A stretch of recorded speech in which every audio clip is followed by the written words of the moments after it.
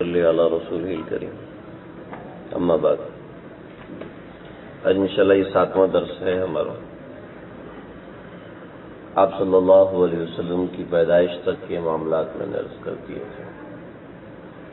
پیدائش کے بعد جو اصل مرحلہ ہے وہ یکم نبوی سے شروع ہوتا ہے، لیکن اس سے پہلے 40 برس آپ نے کیسے گزارے، اس میں بہت سے ایسے معاملات آئے جو آپ کی امانت، صداقت، دیانت، بہت سی چیزوں پر گواہی دے رہے تھے۔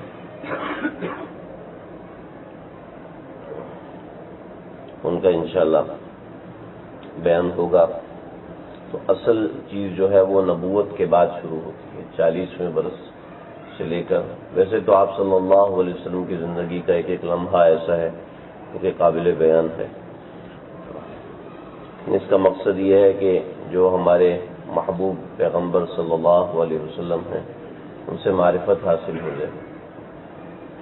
ایک نوجوان ملے، ان سے پوچھا کہ 10 مبشرہ کو جانتے ہو؟ یہ کیا ہوتا ہے؟ یہ کیا ہوتا ہے؟ 10 مبشرہ 10 وہ صحابہ ہیں جن کو ایک ہی مجلس میں آپ صلی اللہ علیہ وسلم نے جنت کی بشارت دی۔ اچھا، مجھے نہیں پتا تھا۔ ایسے کئی ایسے لوگ بھی ملے جن کو کئی بڑے صحابہ کے نام بھی نہیں آتے تھے۔ آپ صلی اللہ علیہ وسلم کی سیرت ہمارے مدرسوں میں، ہمارے یہ اسکولوں کالجوں میں کہیں نہیں پڑھائی جاتی۔ اب پڑھایا جاتا ہے تو آپ صلی اللہ علیہ وسلم صادق اور امین تھے، دوسروں کا خیال رکھتے تھے، بس اتنا۔ سیرت النبی کا سبق کھولتے ہی ایک بور سبجیکٹ لگتا ہے، ایک بالکل انتہائی بور، ایک سنجیدہ قسم کا سبجیکٹ لگتا ہے، اور اس کو بس نمبر بڑھانے کے لیے پڑھا جاتا ہے، کوئی تعلیم کے لیے نہیں پڑھتے۔ علم کا غرض، علم کی غایت، علم کی جو وجہ ہے، میں تھوڑے گاڑے جملے استعمال کرنا چاہتا ہوں، معذرت آپ لوگ تھوڑا سا غور سے سن لیا کریں۔ علم کی جو حاصل کرنے کی منشا ہے نا، ہم علم کس لیے حاصل کرتے ہیں؟ ہم علم شعور حاصل کرنے کے لیے حاصل کرتے ہیں کہ ہمیں شعور حاصل ہو جائے۔ ہمارے ہاں علم ڈگری حاصل کرنے کے لیے پڑھا جاتا ہے، تو لہذا ہماری اسلامیات کا بھی یہی حال ہوتا ہے۔ اس میں سیرت النبی کا جو مضمون، شکر ہے اللہ کا شکر ہے، یہ مضمون بھی ہے، ورنہ صحابہ کے نام سے مضامین نکال دیے جا چکے ہیں۔ ملتا ہے تو حضرت علی کا مضمون ملتا ہے، بس حضرت علی کی عدالت کا مضمون ملتا ہے کہ وہ 2 بچے، ایک بچہ آیا اس کو درمیان سے کاٹ دو، ایک بچہ اس کو دے دو، ایک ٹکڑا اس کو دے دو، جو اصلی ماں تھی۔ بس یہ قصہ ہماری کتابوں میں مذکور ہے حضرت علی کی عدالت کا۔ اس کے علاوہ صحابہ کی زندگی سب غائب ہے، سب غائب۔ صحابہ کے حالات کیا تھے، سب غائب۔ اسی طرح سیرت النبی کے بھی 2 صفحے کا مضمون ہوتا ہے، اور بس زیادہ ہو گیا تو کتنے پارے مدینہ میں نازل ہوئے، کتنے پارے مکہ میں نازل ہوئے، کتنی صورتیں مدینہ میں نازل ہوئیں، کتنی صورتیں مکہ میں نازل ہوئیں۔ جس چیز کو معرفت کہتے ہیں کہ ہمیں ہمارے آقا کی پہچان حاصل ہو، وہ چیز نہیں ہے، ہمارے علم میں نہیں ہے، ہماری پڑھائی میں نہیں ہے۔ تو اور بھی بہت سی باتیں ہیں قابل اصلاح۔ کسی کا دل گندا ہے، کسی کے اخلاق گندے ہیں، کسی کی زبان گندی ہے، کسی کے معاملات گندے ہیں، کسی کی کیا چیز روزی گندی ہے، کسی کی پڑھائی گندی ہے، کسی کی آنکھ خراب ہے، کسی کا دل کا ستیہ ناش ہے، اور بھی بہت سے مضامین ہیں۔ لیکن جو یہ مضمون میں نے شروع کیا ہے سیرت النبی کا، تو اس کا خاص مقصد یہ ہے کہ ہمیں ہمارے کلمے کا جو دوسرا جز ہے محمد رسول اللہ صلی اللہ علیہ وسلم، ان کی اہمیت کا اندازہ ہو۔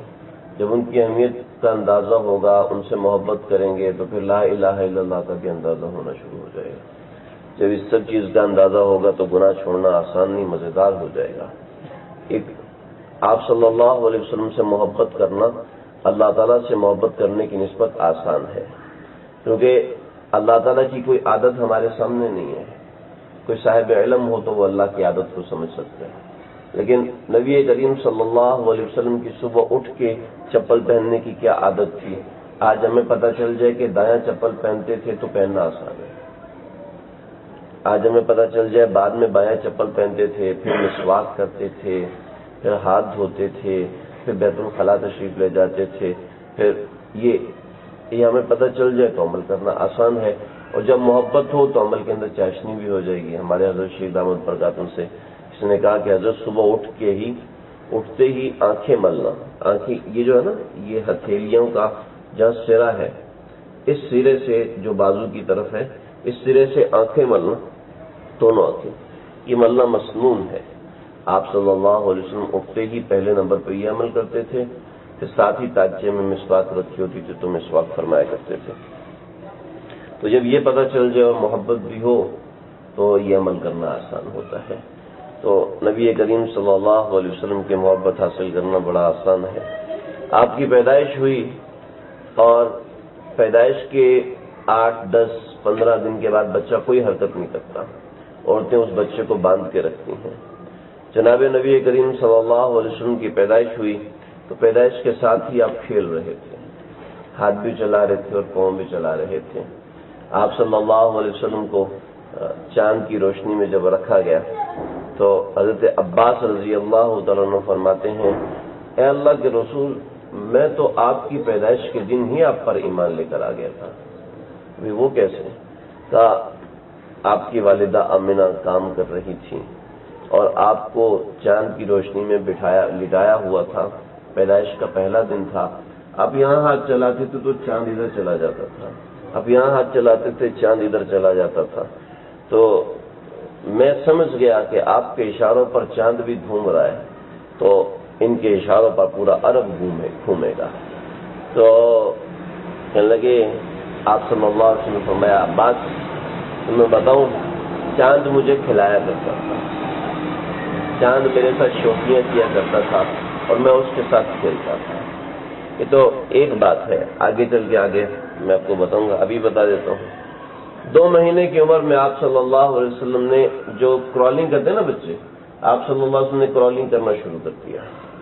اور 4 ماہ کی عمر میں آپ صلی اللہ علیہ وسلم چلتے تھے گرتے تھے، چلتے تھے گرتے تھے.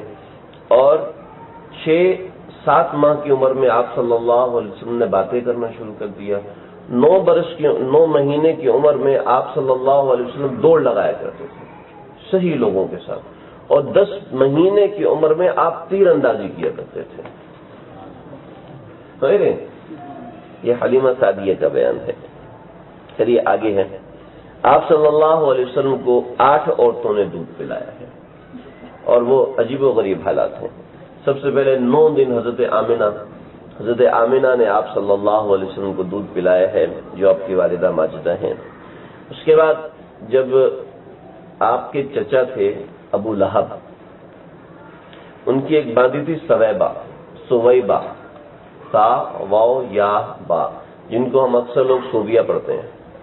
تو یہ لفظ صوبیہ نہیں ہے، لفظ سویبہ ہے. سویبہ، سا کے اوپر پیش ہے، واو کے اوپر زبر ہے، یا کے اوپر جزم ہے، با کے اوپر زبر ہے اور آگے ہا ہے. سویبہ. تو یہ سویبہ نے آ کے ابو لہب کو خبر دی کہ آپ کا بھتیجا پیدا ہوا ہے، تاکہ جا تو آزاد ہے. کیوں اس کو اشارہ کیا؟ جا تو آزاد ہے. مرنے کے بعد ابو لہب کو عبداللہ بن عباس نے خواب میں دیکھا، بعض روایات میں کسی دوسرے نے خواب میں دیکھا. کہ تمہارے ساتھ کیا حال ہوا؟ کہ بہت برا حال ہوا. کہ پھر بھی کیا ہوا؟ کہ بہت عذاب میں ہوں، صرف پیر کے دن کچھ وقت کے لیے عذاب مؤخر ہوتا ہے، اور میں نے جو اشارہ کیا تھا یوں کہ تو آزاد ہے، تو اس اشارے کے بقدر اتنا پانی مجھے ملتا ہے کہ جو میں پیتا ہوں، جس سے مجھے کچھ دیر کی راحت ملتی ہے، اس کے علاوہ ہر وقت میں عذاب میں ہوتا ہوں. تو آپ کی پیدائش پر ایک اشارہ کرنے والے کو اللہ تعالی نے محروم نہیں کیا، حالانکہ وہ کافر تھا. تو کیسی بابرکت پیدائش ہوگی. تو سویبہ یہ وہ باندھی ہے جس کو ابو لہب نے آزاد کیا تھا. سویبہ کا اس وقت بیٹا پیدا ہوا تھا مسروح. تو اس کا دودھ اترا ہوا تھا. تو سویبہ نے سب سے پہلے حضرت حمزہ کو دودھ پلایا. اپنے بیٹے کو تو پلایا، اس کے ساتھ حضرت حمزہ کو دودھ پلایا، اس کے ساتھ نبی کریم صلی اللہ علیہ وسلم کو دودھ پلایا، اس کے ساتھ ابو سلمہ رضی اللہ تعالیٰ عنہ کو دودھ پلایا، اور اس کے ساتھ ایک اور ان چار کو، ان پانچ کو حضرت صہیبہ نے دودھ پلایا تھا۔ آپ صلی اللہ علیہ وسلم نے فرمایا کہ قیامت کے دن میں اپنے کافر بھائی کی سفارش کروں گا۔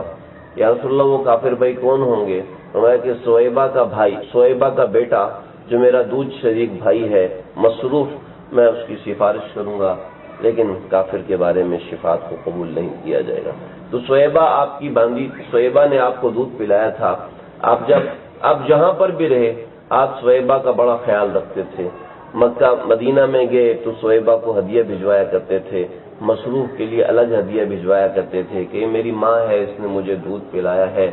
جب فتح مکہ ہوا، اس کے درمیان میرا خبریں لانے کا کوئی راستہ نہیں تھا، تو جب فتح مکہ ہوا آپ نے سب سے پہلے صہیبہ کہاں ہے، مصروف کہاں ہے، بتایا کہ ان دونوں کا انتقال ہو چکا ہے۔ کہا کہ ان کا کوئی رشتہ دار ہے، کہاں صہیبہ کی خالہ ہے، آپ نے ان کو بلا کے ہدیہ دیا، انعام و اکرام کیا۔ تو یہ صہیبہ نے بھی آپ کو دودھ پلایا ہے۔ عربوں میں یہ ہوتا تھا، عربوں میں ایک مسئلہ ہے رضاعت۔ ہمارے ملک میں، ہندوستان کے اندر، پاکستان میں، بنگلہ دیش کے اندر رضاعت زیادہ پھیلتی نہیں ہے۔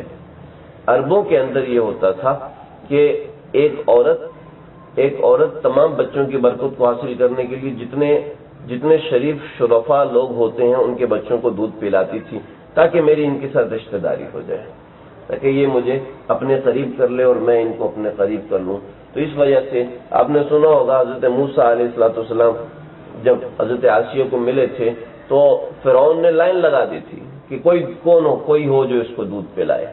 تو پورے بنی اسرائیل اور دوسرے ساری قوموں، عمالقہ، ان سب قوموں کی عورتیں آ کے دودھ پلانے کی کوشش کرتی تھیں۔ تو پہلے زمانے میں اس کو شرف رضاعت کہا جاتا تھا، اور آج کل یہ ہمارے ملک کے اندر اور عربوں میں بھی یہ بہت کم ہو چکا ہے۔ تو پہلے لوگ بچوں کے شرف کو حاصل کرنے کے لیے، اور جو شرفا کی بڑی خواتین ہوتی تھیں وہ عموماً بچوں کو دودھ نہیں پلاتی تھیں، وہ چاہتی تھی کہ بچہ دیہات میں جائے اور دیہات میں جا کے وہاں کی زبان سیکھے، وہاں کا تمدن سیکھے۔ عموماً دیہاتی لوگوں کی زبان فصیح اور بلیغ ہوتی تھی، عموماً بدوؤں کی زبان بڑی فصیح اور بلیغ ہوتی تھی، وہ ہر کلمات کو بڑے اچھے طریقے سے سمجھتے تھے، ان کے پاس الفاظ کی کئی معانی ہوتے تھے۔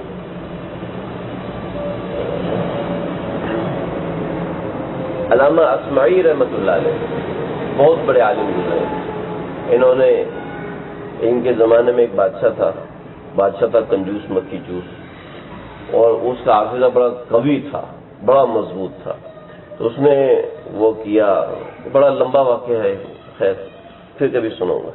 تو بہرحال عرب لوگ اپنے بچوں کو دوسرے علاقوں میں بھیجتے تھے، دوسری ماؤں کے پاس بھیجتے تھے جن کی زبان فصیح ہوا کرتی تھی، جو فصیح و بلیغ زبان بولتی تھیں، ان کی فصیح و بلیغ زبان کا اثر بچے کے اوپر ہوتا تھا، تو بچہ ویسے زبان بولتا تھا۔ ہمارے ہاں آپ دیکھیں گے کہ بچے عموماً جب بولتے ہیں تو بڑی سپیڈ میں بولتے ہیں، تو اس سے ان کی زبان خراب ہو جاتی ہے۔ ان کو سیکھنا 13, 14, 15 برس کے بعد آتا ہے، اس سے پہلے وہ تصویروں سے سیکھتے ہیں، بول کے، سن کے، سمجھ کے بہت کم بچے سیکھتے ہیں۔ تو عربوں میں اس چیز کا بڑا اہتمام ہوتا تھا، آگے میں بھی عرض کروں گا۔ اس کے علاوہ 3 کواری بچیاں جن کا نام عاتقہ تھا، قبیلہ بنو سلیم کی یہ تینوں بچی تھیں۔ انہوں نے شرارت میں یا ویسے ہی، آپ صلی اللہ علیہ وسلم دیکھنے میں بڑے خوبصورت تھے، ابھی بتاؤں گا کیا معاملات تھے، تو ایسے ہی ان کو اپنی چھاتی کے ساتھ لگا دیا۔ تو جیسے ہی آپ کو چھاتی کے ساتھ لگایا تو ان کی چھاتیاں دودھ سے ابلنا شروع ہو گئیں۔ آپ نے ان تینوں عورتوں کا بھی دودھ پیا۔ آپ کو ابن عاتقہ بھی کہتے ہیں کہ یہ عاتقاؤں کے بیٹے ہیں، اور 3 عاتقہ نام کی لڑکیاں تھیں، اور تینوں غیر شادی شدہ تھیں۔ غیر شادی شدہ عورت کا دودھ نہیں اتر سکتا، لیکن یہ آپ کا معجزہ تھا کہ آپ ان کے قریب ہوئے اور ان کا دودھ فوراً اتر آیا۔ خولہ بنت منذر ایک عورت ہے، انہوں نے دودھ پلایا، ان کے حالات ذکر نہیں ہیں۔ ام ایمن نے بھی آپ صلی اللہ علیہ وسلم کو دودھ پلایا ہے۔ یہ آپ صلی اللہ علیہ وسلم کے والد جو عبداللہ تھے، ان کی باندھی تھی ام ایمن، انہوں نے بڑے نخرے بھی کیے، بعد میں ایمان بھی قبول کیا۔ ایمان قبول کرنے کے بعد آئی آپ صلی اللہ علیہ وسلم کے پاس، تو آپ کے بستر پر بیٹھ گئیں، تو حضرت ام حبیبہ نے کہا اے ویحک، بیٹھ جا، تو حضور صلی اللہ علیہ وسلم کے بستر پر بیٹھ رہی ہے۔ تو انہوں نے کہا تو کیا ہوا، میں نے بھی تو ان کی بڑی خدمت کی ہے، تو میرا کوئی حق نہیں ہے؟ تو آپ مسکرائے، آپ نے فرمایا ام ایمن کو بیٹھنے دو، یہ میری ماں کا درجہ رکھتی ہے۔ اور پھر آٹھویں عورت حضرت حلیمہ سعدیہ رضی اللہ تعالیٰ عنہا بعد میں مسلمان ہو گئی تھی۔ حضرت حلیمہ سعدیہ یہ ابو ذؤیب کی بیٹی تھیں، قبیلہ بنو سعد سے تعلق رکھتی تھیں۔ ان کے شوہر کا نام تھا حرث بن عبد العزیٰ۔ حرث بن عبد العزیٰ کے بارے میں دو قسم کی روایت آتی ہیں کہ انہوں نے آپ صلی اللہ علیہ وسلم کے زمانے میں اسلام قبول کر لیا تھا۔ آپ صلی اللہ علیہ وسلم کی خبر گیری کے لیے آئے تو لوگوں نے کہا کہ تمہارے بیٹے کو دیکھو، وہ تو بڑے لمبے لمبے دعوے کر رہے، کہتے ہیں انسان دوبارہ زندہ ہوگا، دوبارہ دنیا میں آئے گا، اس کی روح اس کو لوٹا دی جائے گی، وہ آئے گا، پھر ایسے ایسے حالات ہوں گے، ویسے ویسے حالات ہوں گے۔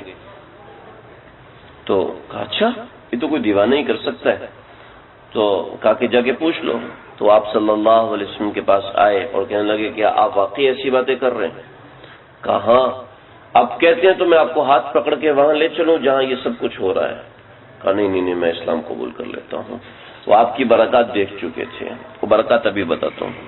اور ایک دوسری روایت ہے، یہ حرث بن عبد العزیٰ یہ حضرت عمر کے زمانے میں اسلام قبول کیا۔ تو کیسے کیا؟ لگے کہ آپ کی باتیں بڑی عجیب ہیں، یہ خود آئے، مجھے لوگوں نے بتایا بڑی عجیب باتیں آپ کی۔ کبھی کیا باتیں؟ کہا کہ آپ کہتے ہیں کہ انسان دوبارہ اٹھایا جائے گا، مٹی ہونے کے بعد دوبارہ کون اٹھایا جائے گا؟ آپ کہتے ہیں کہ سارا عرب میرا کلمہ پڑھے گا۔ پہلا سوال، سارا عرب میرا کلمہ پڑھے گا؟ سارا عرب آپ کا کلمہ کہاں پڑھے گا؟ آپ کا اپنا چچا آپ کا کلمہ نہیں پڑھ رہا، ابو لہب بڑا سردار وہ کلمہ نہیں پڑھ رہا، آپ کا بنو ہاشم کا آپ کا کلمہ نہیں پڑھ رہا، آپ کا عرب سارا کلمہ کیسے پڑھے گا؟ ایک سوال۔ دوسرا سوال، کیسر و کسریٰ کی سلطنتیں ہمارے قدموں میں ہوں گی، کھانے کو روٹی نہیں ہے، شعب ابی طالب کے اندر آپ کو 3 سال بند رکھا ہے، بھوکا پیاسا مارا ہے، آپ کے پاس کھانے کی روٹی نہیں ہے، اور آپ کہتے ہو کہ کیسر و کسریٰ آپ کے قدموں میں ہوگا۔ دوسرا سوال۔ تیسرا سوال، مر کے مٹی ہونے کے بعد دوبارہ کیسے زندہ ہوں گے؟ مٹی ہو کے ہم دوبارہ اس حالت میں کیسے آئیں گے؟ سمجھ میں تینوں باتیں سمجھ میں آنے والی نہیں۔ تو آپ صلی اللہ علیہ وسلم نے سوف طول اللہ عمرک، اللہ آپ کی عمر بڑی لمبی کریں گے، آپ دیکھیں گے سارا عرب میرا کلمہ پڑھ لے گا، اور کیسر و کسریٰ بھی میری سلطنت میں ایسے شامل ہو جائیں گے کہ ان کے کنگن میرے غلاموں کے قدموں میں پڑے ہوں گے۔ اور رہی تیسری بار کہ مر کے مٹی ہو جائیں گے، مٹی کے بعد دوبارہ زندہ ہوں گے، میں تیرا ہاتھ پکڑ کے بتاؤں گا ہاں اب بتا دوبارہ زندہ ہوا یا نہیں ہوا۔ تو حضرت عمر کے زمانے میں آئے اور مسلمان ہو گئے۔ کبھی کیا ہوا؟ کہ وہ فتح مکہ ہوا، سارا عرب مسلمان ہو گیا۔ میں نے کہا لو جی ایکتے پوری ہو گئی۔ اب آپ کے زمانے میں کیسر و کسریٰ کے کنگن بھی آپ کے قدموں میں رکھے ہوئے ہیں، دوسری پوری ہو، اب تیسری بھی پوری ہو ہی جانی ہے، تو بہتر ہے میں کلمہ پڑھ لوں۔ جب انہوں نے کلمہ پڑھ لیا تو حضرت عمر آتے تھے، جب یہ آتے تھے حضرت عمر کھڑے ہو جاتے تھے استقبال کے لیے۔ پوچھا کہ آپ کیوں استقبال کے لیے کھڑے ہوتے ہیں؟ یہ تو نبی کا زمانہ دیکھا، نبی کا بچپن دیکھا، سب وقت ساتھ گزارا، کلمہ نہیں پڑھا، اور آج اس نے کلمہ پڑھا آپ اس کے اکرام کے لیے کھڑے ہوتے ہیں۔ پھر چپ ہو جاؤ، نبی نے اس کو یہ کہا ہے کہ قیامت کے دن تیرا ہاتھ پکڑ کے تجھے بتاؤں گا زندہ ہوا یا نہیں ہوا، تو نبی جس کا ہاتھ پکڑیں گے جنت پہنچائے بغیر نہیں چھوڑیں گے۔ تو ہم اس کا ادب کر کے ہو سکتے ہیں ہم بھی اس کے پیچھے نکل جائیں۔ تو یہ مسلمان ہوئے تھے۔ حضرت حلیمہ سعدیہ بھی مسلمان ہوئی تھی۔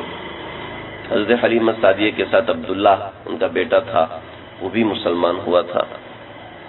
تو یہ قبیلہ بنی سعد بن ابی بن بکر بن حوازن یہ ان کا قبیلہ تھا. فصاحت و بلاغت میں بڑا مشہور تھا. عربوں میں جیسے بتا چکا ہوں یہ رواج تھا کہ بچوں کو دیہات میں بھیجتے تھے. اب ولید بن عبد الملک بن مروان، عربوں میں یہ صرف ایک بادشاہ تھا جس کو عربی صحیح نہیں آتی تھی. وہ ایسے عربی بولتے تھے جیسے ابھی ہم سن کے رہے ہیں. ٹھیک، تو بادشاہوں کی عربی بڑی فصیح و بلیغ ہوتی تھی. حجاج بن یوسف ایسا فصیح و بلیغ آدمی تھا کہ جہاں کھڑے ہو کے بیان کر رہا ہوتا تو لوگ رک جاتے تھے، بھائی کیسے الفاظ کو موتیوں کے ساتھ پیرو رہا ہے.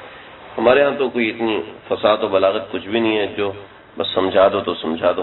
تو خیر، عربوں میں فصاحت و بلاغت، الفاظ کا چناؤ، جیسے حضرت عائشہ فرماتی تھی کہ 3 راتیں ہوئیں میں نے نیند کا سرما نہیں پہنا.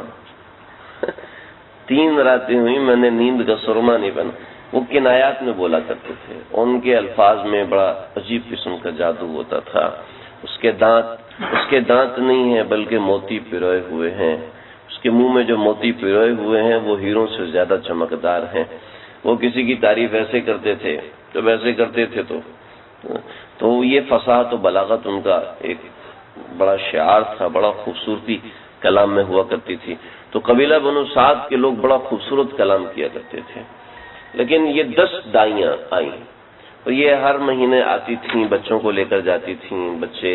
بچوں کو 2 برس تک پالتی تھیں. تو اب دیکھیں، آپ صلی اللہ علیہ وسلم 27 دن کے ہو چکے تھے. 9 دن حضرت آمنہ نے دودھ پلایا تھا، بعضی روایتوں میں 18 دن، بعضی میں 27 دن. بات یہ ہے کہ کوئی پکی تعداد نہیں ہے، 18 ہے یا 27 ہے یا 22 ہے یا 21 ہے یا 11 ہے یا 12 ہے، کوئی پکی تعداد نہیں ہے کہ ویسے کسی نے اندازے میں لکھی ہے. تو آپ صلی اللہ علیہ وسلم کے بارے میں عبد المطلب کھڑے ہوئے ہیں، کوئی میرے بچے کو لے لے، بچہ یتیم ہے. ہم یتیم بچہ نہیں لیتے. عورتیں اس لیے آتی تھیں کہ ہر مہینے آتی تھیں اور نظر و نیاز لے کے چلی جاتی تھی، ہم آپ کے بچے کو پال رہے ہیں تو آپ اپنے بچے کے لیے کچھ دے دو. تو وہ بڑا چڑھا کے دے دیتے تھے تو ان کا خرچہ چل جاتا تھا. کہ جس کا باپ ہی نہیں ہے تو وہ کیا بڑھا کے دے گا، وہ کچھ بھی نہیں دے گا. چنانچہ 1 دائی آئی، 2 دائی، دوسری آئی، تیسری آئی، چوتھی آئی، 5ویں آئی، 6ٹھی آئی، 7، سب نے انکار کر دیا. حتیٰ کہ حلیمہ سعدیہ نے بھی انکار کر دیا. جب وہ گئی تو خالی ہاتھ، پچھلی مرتبہ بھی خالی ہاتھ گئی تھی، اس مرتبہ بھی خالی ہاتھ. حلیمہ سعدیہ کا جو خچر تھا نا بہت کمزور تھا. کہنے لگے کہ ہم نے زندگی میں ابھی تک زندگی میں کبھی بھی پیٹ بھر کے کھانا نہیں کھایا تھا. میرا بیٹا عبداللہ پوری رات روتا تھا، جب سے پیدا ہوا تھا ہر رات روتا تھا اور سوتے میں بھی روتا تھا کہ اس کا پیٹ نہیں بھرا ہوتا تھا. تو ہم نے کبھی پیٹ بھر کے پتے بھی نہیں کھائے تھے. تو یہ حالت تھا فقر و فاقے کا، بھوک کا، پیاس کا. تو جانوروں کو کیا کھلاتے ہیں؟ تو جس خچر پہ بیٹھ کے آئے تھے، بعضوں نے لکھا ہے گدھا لکھا ہے، دراز گوش گدھے کو کہتے ہیں. تو جس خچر پر بیٹھ کے آئے تھے وہ سارے قافلے میں پیچھے رہ گئے اور سارا قافلہ آگے نکل گیا. تو قافلہ صبح پہنچ گیا، حلیمہ سعدیہ رات کو پہنچی. سب آپ صلی اللہ علیہ وسلم کو چھوڑ کے چلے گئے، حلیمہ سعدیہ بھی چھوڑ کے چلی گئی. تو ایک روایت یہ ہے. دوسری روایت یہ ہے کہ صرف حلیمہ سعدیہ نے ہی آ کے دیکھا تھا. لیکن بہرحال جو صحیح روایت ہے وہ یہ ہے. حلیمہ سعدیہ کو عبد المطلب نے کہا، پوچھا بھی کہاں سے ہو؟ کہا بنی سعد سے آئی ہوں. کہا سعادت اور زہرہ کا خاندان، بنی سعد کا خاندان، اور یہ میرا بیٹا قریشی اور اس کو بنی سعد کا خاندان ملے گا تو کیسا فصیح و بلیغ ہو جائے گا. بڑے خوش ہوئے. کہا کہ یہ یتیم ہے. تو یتیم بچہ لے کے میں کیا کروں گی؟ چلو میں اپنے شوہر سے پوچھتی ہوں. ایک دفعہ چلے گی، دوسری دفعہ آئیں. کہا یتیم بچے لے کے میں کیا کروں گی؟ اپنے شوہر سے پوچھ لے. شوہر سے پوچھا ابو زویب، تو کہنے لگے کہ پچھلی دفعہ بھی خالی چلی گئی تھی، اس دفعہ بھی خالی چلی جائے گی. بچہ لے لے، ہو سکتا ہے اس بچے کی وجہ سے ہمارے گھر میں برکت ہو جائے. ہو سکتا ہے یہ بھی کہا ہو کہ لوگ تجھے منحوس کہنا شروع کر دیں گے، تو بچہ لے لے. ہو سکتا ہے یہ بھی کہا ہو. لیکن بہرحال روایتوں میں ایسے ہے، بار بار ناکام جانا آدمی کو ایسا لگتا ہے کہ میں ایسا نہ ہو جاؤں، ویسا نہ ہو جاؤں. چنانچہ کہا کہ دکھائیں بچہ. جب آپ صلی اللہ علیہ وسلم کو دیکھا تو آپ صلی اللہ علیہ وسلم سوئے ہوئے تھے اور بالکل چت سیدھے لیٹے ہوئے تھے. اور حضرت حلیمہ سعدیہ نے دیکھا تو دل میں محبت پیوست ہو گئی. آقا کو دیکھے اور دل میں محبت پیوست نہ ہو، یہ کیسے ہو سکتا ہے؟ سفید چادر میں لپٹے ہوئے تھے، عام سی سفید چادر تھی لیکن وہ دودھ سے زیادہ چمک رہی تھی. آپ صلی اللہ علیہ وسلم کو اٹھایا تو فرماتی ہیں کہ آپ کے نیچے ایک ریشم کی سبز رنگ کی چادر تھی جو سفیدی سے زیادہ چمک رہی تھی. میں نے آپ کو اٹھایا تو آپ نے آنکھیں کھولی اور آپ مسکرائے. میں نے آپ کو جگایا نہیں کہ مجھے بہت اچھے لگ رہے تھے. جب آپ کی آنکھیں کھلی تو آنکھیں کھلتے ہی، رات کا وقت تھا، علیمہ سعدی رات کی پہنچی تھی، رات کا وقت، آنکھیں کھلتے ہی آنکھوں سے ایک نور نکلا جو کہ جھونپڑی کو پار کرتا ہوا آسمان پر جاتا ہوا میں نے خود دیکھا ہے، اور میں اس پہ حیران رہ گئی. اور میں نے آپ کی پیشانی کے درمیان بوسہ دیا اور میں نے کہا کہ یہ بچہ میں رکھتی ہوں. جیسے میں نے اٹھایا تو میرے سینے دودھ سے ابلنا شروع ہو گئے اور دودھ باہر نکلنا شروع ہو گیا، جس میں کبھی کھینچنے سے بھی دودھ نہیں آتا تھا، دودھ اس سے باہر ابلنا شروع ہو گیا. میں نے بائیں طرف سے پلایا، آپ نے نہیں پیا. میں نے دائیں طرف سے پلایا، آپ نے دودھ پینا شروع کر دیا. پھر دوسری طرف سے دودھ ابل رہا ہے تو میں نے عبداللہ کو سینے سے لگایا، اس کو دودھ پلایا. کہنے لگی پہلی مرتبہ عبداللہ آرام سے سوئے، زندگی میں پہلی بار. میں نے کہا مجھے بھی بھوک لگی ہے، اونٹنی سے کچھ دودھ لے لو. وہ اونٹنی ہمیشہ آدھا گلاس دودھ دیا کرتی تھی. ابو زویب دھو کے حرس بن عبد العزا دودھ دھو کے تھک گئے، دودھ ختم نہیں ہوا. لو میں دودھ لے کر آئی اور پہلی مرتبہ ہم نے پیٹ بھر کے دودھ پیا. یعنی کہ دیکھا، میں نے کہا تھا نا اس بچے میں برکت ہوگی. چلو پھر وہ بچے کو لے کر نکلی. عبد المطلب نے کہا کہ، اور بعض روایتوں میں آتا ہے حضرت آمنہ نے جب حضرت حلیمہ کو حیران ہوتے ہوئے دیکھا تو حالات سنائے. بعض روایتوں میں ہے اور بعض روایتوں میں ہے کہ آخر میں حالات سنائے. تطبیق یہ ہے کہ پہلے بھی حالات سنائے تھے اور آخر میں بھی حالات سنائے کہ حمل میں کیا ہوا کہ کنویں کا پانی اوپر اٹھ کے آ جاتا تھا، درخت سایہ کر جاتے تھے، جہاں سے گزرتی تھی کہ آسمان پر ایک بادل کا سایہ وہ میرے اوپر سایہ کرتا تھا، نہ مجھے گرمی لگتی تھی نہ مجھے سردی لگتی تھی. بہرحال یہ کچھ اس قسم کے حالات بتائے. پھر اس کے بعد ابو حرس بن عبد العزا، انہوں نے خچر کی لگام پکڑی، وہی کمزور خچر، اس کی لگام پکڑی. واقعہ آپ لوگوں نے سنا ہوگا لیکن جو میں آپ کو سنا رہا ہوں آپ لوگوں نے آج تک نہیں سنا ہوگا، جو میں ابھی آپ کو بتاؤں گا. خچر پر بیٹھی تو خچر جو ہے اچھلنا شروع ہو گیا. جو قدم نہیں اٹھاتا تھا وہ اچھلنا شروع ہو گیا. خچر کو کیا ہوا؟ حضرت حلیمہ بیٹھی، آپ صلی اللہ علیہ وسلم کو لے کر، عبداللہ پیچھے تھے، آپ صلی اللہ علیہ وسلم کو لے کے سامنے بیٹھی، اور جو حرس بن عبد العزا تھے جو آپ کے رضائی والد تھے انہوں نے لگام تھامی تو خچر جو ہے چلنے کے لیے ایسے تیار ہوگی جیسے جہاز تیار ہوتا ہے. اور کہنے لگے یہ وہی خچر ہے، اس کو کیا ہوا، اس کو کیا ہوا، اور اس میں ایسی طاقت کہاں سے آ گئی، حالانکہ یہ ویسے ہی کمزور ہے، ہڈیوں کی بنی ہوئی ویسے ہی کمزور ہے. تو خچر نے اسی وقت عربی میں کلام کرنا شروع کر دیا. یہ کلام واللہ ان لی لشأنا ثم شأنا شأنی بعثنی اللہ بعد موتا ورد لی سمی بعد حزالی ویحکن یا نساء بنی سعد انکن لفی غفلہ وهل تدرین من علی ظہری على ظہری خیر النبیین وسید المرسلین وخیر الاولین وخیر الآخرین وحبیب رب العالمین. اللہ کی قسم میری آج بہت بڑی شان ہے. ثم شأنن، اس سے بھی اونچی شان ہے. شأنی، آج تو میری شان اور بھی زیادہ بڑی ہے. لبعثنی اللہ بعد موتا، آج تو اللہ نے مجھے مرنے کے بعد دوبارہ زندہ کر دیا ہے. ورد لی سمی بعد حزاری، میری ہڈیوں کے گوشت میں طاقت بھر دی ہے. ویحکن یا نساء بنی سعد، بنی سعد کی عورتوں تمہارا ستیہ ناش ہو جائے، تم نے صبح سے محمد کو چھوڑے رکھا. انکن لفی غفلہ، تم بڑی غفلت میں تھی، تمہیں پتہ ہی نہیں تھا یہ کون ہے. هل تدرین من علی ظہری، تمہیں پتہ ہے میری کمر پہ کون ہے؟ علی ظہری، میری کمر پر ہے خیر النبیین، تمام انبیاء کا سب سے بڑا، وسید المرسلین وخیر الاولین وخیر الآخرین حبیب رب العالمین، یہ میری کمر پر سوار ہے۔ پھر خچر مڑی اور کعبۃ اللہ سامنے آیا اور کعبۃ اللہ کو سر لگایا، ایک سجدہ کیا، پھر دوسرا سجدہ کیا، پھر تیسرا سجدہ کیا، پھر آسمان کی طرف سر اٹھایا، ثم نشست، پھر چلی، پھر ایسے چلی کہ وہ لوگ صبح سے نکل چکے ہیں، ایک 24 گھنٹے کا سفر ہے، اور کہنے لگے کہ حرس کہہ رہے ہیں کہ یہ اس کو آہستہ چلاؤ، لیکن میری کیا شان ہے کہ میں اس کو آہستہ چلاؤں۔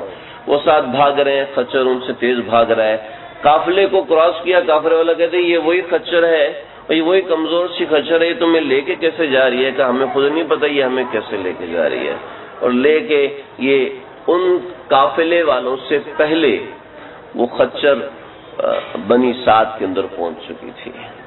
تو یہ آپ صلی اللہ علیہ وسلم کی برکات کے اندر ان کو حصہ نصیب ہوا۔ جب آپ صلی اللہ علیہ وسلم وہاں بنی سعد پہنچے تو جتنی بکریاں اور بھیڑیں تھیں سب کے تھن دودھ سے بھرے ہوئے تھے، اور بنی سعد ہم نے ابھی وہاں دیکھا نا، قبیلہ بنی نجار، بنی سعد کی حالت قبیلہ بنی نجار سے بھی خراب تھی۔ بنی نجار میں کچی مٹی ہوتی تھی اور بنی سعد میں ریتیلی مٹی ہوتی تھی، اور وہی پتھروں کے ٹیلے بنے ہوئے ہوتے تھے، نہ فصل ہو سکتی تھی، صرف بارش کے اوپر اور ان لوگوں کی کمائیوں کے اوپر معاملہ چلا کرتے تھے۔ لیکن بنی سعد والے کہتے جہاں حلیمہ کی بکریاں چرا کریں وہاں پر تم اپنی بکریوں کو چرایا کرو، تو سب لوگ اپنی بکریوں کو وہاں چراتے تھے، لیکن سب کی بکریاں بھوکی آتی تھیں، حلیمہ سعدیہ کی بکریاں پیٹ بھر کے آتی تھیں۔ یہ خچر بولا ہے، خچر، ٹھیک ہے، کوئی حیران ہو رہا ہوگا۔ یہ عیون الانسان، انسان العیون فی سیرت امین المأمون، اس کتاب کے اندر صفحہ نمبر 292 کے بعد یہ سارا واقعہ لکھا ہوا ہے۔ ہو سکتا ہے کسی کو شک ہو یار یہ تو آج ہم نے سنا نہیں، تو یہ روایت میں موجود ہے، حلیمہ سعدیہ کی روایت میں، اس پہ کسی نے جرح نہیں کی۔ جرح کا مطلب یہ ہوتا ہے کسی نے یہ نہیں کہا یہ روایت غلط ہے۔ کیوں؟ کیونکہ آپ صلی اللہ علیہ وسلم کے ہاتھ نے ابو جہل کے ہاتھ میں پتھروں کو بلوا دیے تو پھر بھی خچر ہے۔ ایک اونٹ سرکش ہو رہا ہے، کسی کے قابو میں نہیں آ رہا، آپ نے کہا چھوڑ دو اسے، کہا یا رسول اللہ چھوڑ دیں گے تو یہ تو تباہ کر دے گا، سارے محلات گرا دے گا، جھونپڑیاں سب گرا دے گا۔ آپ نے کہا چھوڑ دو، کہا یا رسول اللہ یہ تو تباہ کر دے گا سب کو، کہا چھوڑ دو۔ آپ نے چھوڑ دیا، وہ اونٹ آپ نے بولا ادھر آؤ، تو اونٹ آپ صلی اللہ علیہ وسلم کے سامنے آیا اور آپ کو سجدہ کیا۔ آپ نے اس کے کان سے پکڑا، مالک کو بلایا، جاؤ لے جاؤ، ابھی یہ تمہارا فرما بردار رہے گا لیکن چارہ پورا دینا۔ یہ غصہ اس لیے ہوا ہے، اس نے مجھے بتایا کہ میں اس لیے غصہ ہوں کہ مجھے چارہ پورا نہیں دیتا، کام پورا لیتا ہے۔ اس نے مجھے شکایت کی ہے تمہاری، جو نبی اونٹوں کو بلوا دے خچر کو بلوانا اس کے لیے کیا ہے۔ چلو ایک اور سناتا ہوں۔ ایک بدو اعرابی، آپ صلی اللہ علیہ وسلم صحرا میں بیٹھے ہوئے تھے، سفر سے آ رہے تھے، تو بدو جو ہے نا گو کھایا کرتے تھے۔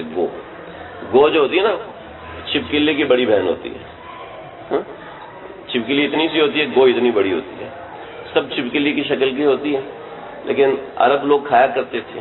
آپ صلی اللہ علیہ وسلم نے اس کو ناپسند فرمایا۔ اس کا استعمال یہ ہوتا تھا کہ اس کو رسی کے ساتھ باندھ کے نا چھت کے ساتھ پھینکتے تھے، وہ چھت کے ساتھ چپک جاتی تھی۔ اب اس کو 25-30 آدمی مل کے کھینچے تب وہ اترتی تھی، ورنہ وہ نہیں اترتی تھی، وہ ایلوی بن جاتی تھی اوپر۔ تو یوں کہتے تھے کہ اس کے ساتھ اس کو پھینک کے اوپر چمٹا دیتے تھے اور رسی سے چڑھ کے اس گھر میں اتر جاتے تھے، ڈاکہ مارتے تھے۔ یہ کام لیا جاتا تھا گو سے۔ تو یہ گو عرب لوگ کھایا کرتے تھے۔ تو وہ گو کا اس نے شکار کیا، ایک بدو نے شکار کر کے وہ لے کے جا رہا، تو کسی نے کہا یہ کون ہے؟ کہا یہ تو وقت کے نبی ہیں۔ نبی ہے؟ اچھا اب میں سب کچھ نکلواتا ہوں۔ گو کو لے کر آیا اور آپ کے سامنے الٹا پھینک دیا۔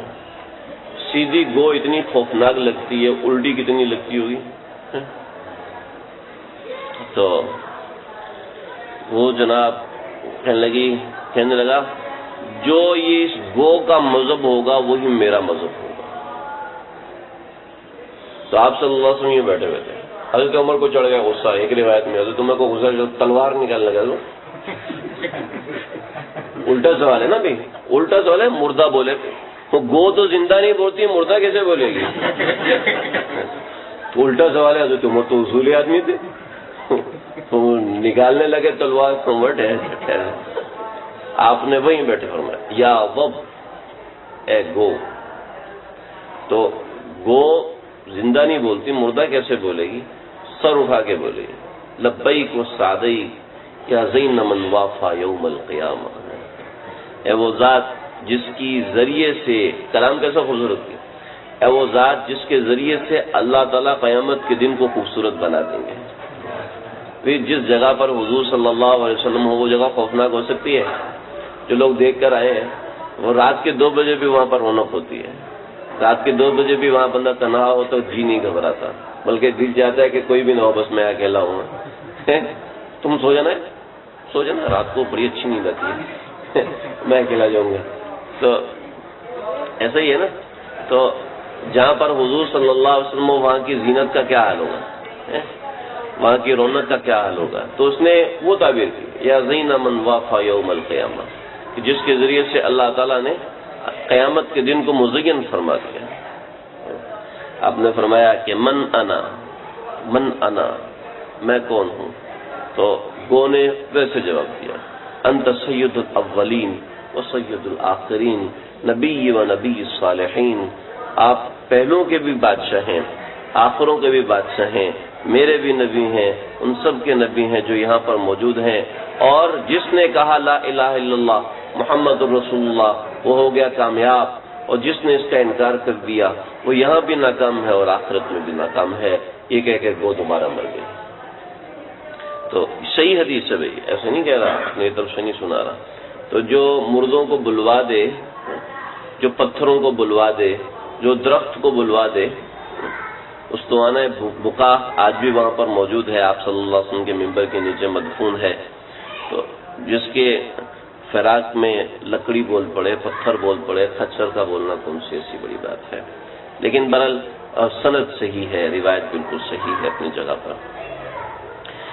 تو خچر نے آپ صلی اللہ علیہ وسلم کے اوپر بیٹھنے سے یہ کلام کیا. پھر وہاں پر پہنچے, بنی سعد میں پہنچے. وہاں پر آپ صلی اللہ علیہ وسلم نے 2 برس گزارے, اور وہاں یہ حالات ہوئے جو میں نے آپ کو پہلے بتائے. 2 مہینے کی عمر میں آپ نے کروٹ بدلنا شروع کر دی. 4 مہینے کی عمر میں بیٹھ کے لڑکنا شروع کر دیا. پھر آپ صلی اللہ علیہ وسلم نے 7 مہینے کی عمر میں کلام شروع کیا. 8 مہینے میں بالکل بہترین کلام کرتے تھے, جس سے بڑے کلام کیا کرتے تھے اور دوڑ لگاتے تھے. اور 10 مہینے کی عمر میں آپ صلی اللہ علیہ وسلم نے تیر اندازی کرنا بھی شروع کر دیتے. 2 سال بنی سعد میں گزرے. اس میں بہت سے واقعات ہوئے ہیں. چند ایک واقعات کی میں نے تحقیق کی ہے اور بھی مزید باقی ہیں. ایک واقعہ آپ کو بتاتا ہوں. حلیمہ سعدیہ اس زمانے میں لوگ علوم کے ماہر تھے. بہشتی زیور میں ایک واقعہ لکھا ہوا ہے. بہشتی زیور کی سچی کہانیاں جو ہیں ان میں ایک واقعہ لکھا ہوا کہ اللہ تعالیٰ نے حضرت جبریل نے پوچھا, اے اللہ یہ لوگ اتنے علم کے ماہر ہیں تو ان کو آپ عذاب کیوں دے رہے ہیں؟ علم تو آپ کو بڑا پسند ہے, تو علم والوں کو تو عذاب نہیں دیا جاتا, آپ ان علم والوں کو عذاب دے رہے ہیں. ہاں جبریل, اتنا علم رکھنے کے باوجود یہ مجھے نہیں مان رہے. تو کہا میں ان سے ایک امتحان لے کے آتا ہوں, بچاؤ. تو جبریل اترے ایک چرواہے کے پاس. چرواہے سب سے زیادہ ان پڑھ ہوتے ہیں. ٹھیک, ایک سب سے زیادہ ان پڑھ تو درزی ہوتے ہیں, لیکن عرب میں اس سے زیادہ چرواہے سب سے زیادہ ان پڑھ ہوتے ہیں. ایک وہ ہے کہ پڑھے لکھے بالکل نہیں ہوتے تھے. چرواہے کے پاس کتنا علم ہے ذرا سنیں. کہتے ہیں حضرت جبریل نے پوچھا تو اپنے علم سے حساب لگا کہ مجھے بتا کہ جبریل کہاں ہے. تو اس نے کہا اچھا. اب اس نے تو خواب میں بھی فرشتہ نہیں دیکھا, اس کو پتہ ہی نہیں ہو جبریل کیسے ہوتے ہیں. اس نے حساب لگایا, پھر کاٹا مارا, پھر حساب لگایا, پھر کاٹا مارا, پھر حساب لگایا. کہنے لگے کہ اس جنگل میں 2 آدمی ہیں, اس جنگل میں 2 آدمی ہیں, میں اور تو. ان 2 میں سے ایک جبریل ہے میں تو ہوں نہیں، تو ہی ہے. ایسا اس کا علم تھا، ایسا اس کا علم تھا کہ اپنے علم سے اس نے پتہ چلا لی جنگل میں میرے اور اس کے علاوہ کوئی انسان نہیں ہے. ایسا اس کا علم تھا. اس کے باوجود اللہ کو نہیں مانتے تو جبریل آیا، اللہ ہوں کوٹی نہ پھر بھی نہیں مانتے. عذاب نازل ہو. حضرت حلیمہ سعدیہ نے اور بھی بہت سے واقعات بتائے. تو اچھا، ان میں ایک واقعہ یہ تھا، فرمانے لگی کہ میں ایک میلے پر گئی تو میلے میں لوگوں نے مجھے پکڑ لیا، کہ یہ بچہ کون ہے؟ تو کہنے لگے اس بچے کے ساتھ یہ واقعات ہوئے کہ جب یہ تیرے پیٹ میں تھا تو کنویں تجھے آ کے سلام کرتے تھے، درخت تجھے آ کے سلام کرتے تھے، بادل تیرے اوپر سایہ کر لیتے تھے. یہ سب ہے؟ جی سب ہے. پیدا ہوتے ہی اس کے اوپر ایک دیچکی رکھی گئی تھی، وہ دیچکی ٹوٹ چکی تھی، پھر اس کو تو نے دودھ پلایا، پھر سویبہ نے دودھ پلایا. یہ سب ہے؟ کہا بالکل ہے. کہا اس بچے کو قتل کر دو. کہ یہ وہی نبی ہے جو ہمیں تہس نہس کر دے. نہیں اس میں کچھ اور بھی ہے. کہا کیا؟ کہنے لگا آپ کچھ اور تو پوچھے. کہا اس کے باپ کا نام کیا ہے؟ کہا اس کے باپ کا نام ہے حارث. نہیں وہ نہیں ہے، شکر ہے ابھی پیدا نہیں ہوا. تو اس کا باپ زندہ ہے؟ کہا زندہ ہے، وہ گھوم رہے. یا باپ محمد تعال کیا ہو تمہارا بیٹا؟ کہا میرا بیٹا. نکلو ایسے ہی 3-4 مرتبے حضرت حلیمہ سعدیہ کو بہت سے لوگوں نے، یہودیوں نے دیکھا، یا ایھا الناس قتلوا ھذا الصبی، اس بچے کو قتل کر دو، کہ اگر اس کو آج تم قتل نہیں کرو گے تو یہ کل تم سب کو قتل کر دے گا. آپ کو دیکھتے ہی پہچان گئے. 1.5 برس کی عمر میں یہودیوں نے آپ کو دیکھ کے پہچان لیا کہ وہی نبی ہے. وہ آگے حلیمہ سعدیہ نے ان کو گھمایا تو وہ بچت ہو گئی. تو یہ اس طرح کے اور بھی واقعات ہیں، میں نے ابھی تحقیق نہیں کی، پڑھے ہیں واقعات، انشاءاللہ اگلی مرتبہ سنوں گا.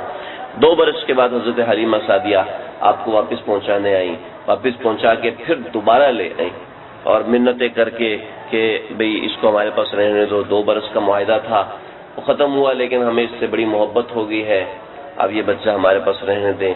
حضرت آمنہ نے واپس چھوڑ دیا. پھر شق صدر کا واقعہ ہوا. شق صدر آپ کے سینے کو چاک کر کے آپ کا سینہ اندر سے نکال دیا گیا اور پھر اس کو دھویا گیا زمزم کے پانی سے اور چاندی کے تشت میں رکھ کے دھویا گیا. اس طرح کی اور بھی بہت تفصیلات ہیں، وہ انشاءاللہ انداز کروں گا. اللہ تعالیٰ سمجھنے کی، عمل کرنے کی توفیق عطا فرمائے. آخر دعوانا الحمدللہ رب العالمین.